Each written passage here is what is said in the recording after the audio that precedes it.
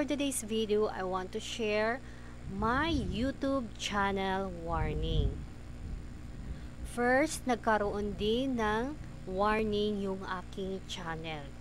So, nagkaroon siya ng warning last March 2021. So, yung video ko na upload is na-remove siya due to harmful or dangerous content. So, I tried to appeal last March 22, 2021 pero na-reject yung aking appeal sa case na regarding sa aking video. So, wala talaga akong nagawa kasi na-remove talaga yung aking video. Sa video ko na-remove, yung reason kasi kung bakit siya na-remove is harmful and dangerous content. And then, yung copy ko, I tried to replay the video pero wala naman harmful and dangerous content. Ewan ko talaga kung bakit ganun yung reason sa na-remove kong video. So, bawat upload ko talaga ay double check talaga sa video na nai-upload ko.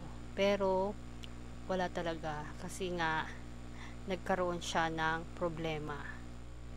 Nag-search din ako sa YouTube and then nakita ko doon na meron din mga similar video kagaya ng sa aking video na na-remove. Pero yung sa iba, okay naman yung kanilang video, hindi naman na-remove.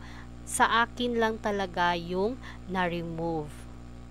Na-remove talaga yung aking video and then yung hinala ko talaga is may nag-report sa aking video kasi on that time yung views ng aking video is naka 10,000 na siya last year 2021. So sayang talaga kaso wala akong nagawa kasi nga yun may final decision na sila and then I accept na lang talaga sa nangyari sa aking video.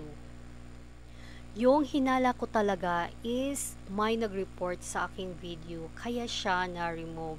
Pero hinala lang yun, hindi naman po 100%. So, sayang yung video ko kasi yung on that time nakakuha na siya ng mga 10,000 views year 2021.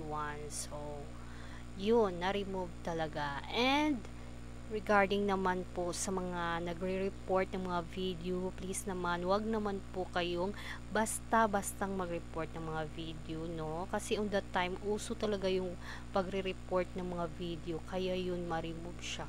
So, yun yung hinala ko. So, wag naman po kayong basta-bastang magre-report ng mga video kasi nga kawawa yung mga channel owner kasi kagaya ko, iniingatan ko din yung aking channel kahit na hindi pa tayo ganun kadami na mga subscribers, kahit hindi tayo million subscribers, iniingatan ko pa rin yung aking channel.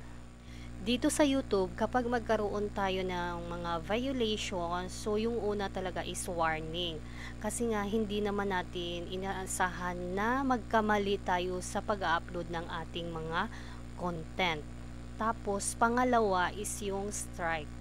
So, kapag magkaroon ka ng strike, so hindi ka maka-upload ng mga videos for 1 week. Hindi ka maka-post or hindi ka maka-live stream for 1 week kapag meron kang strike. So, dapat talaga ingatan natin yung ating mga channel.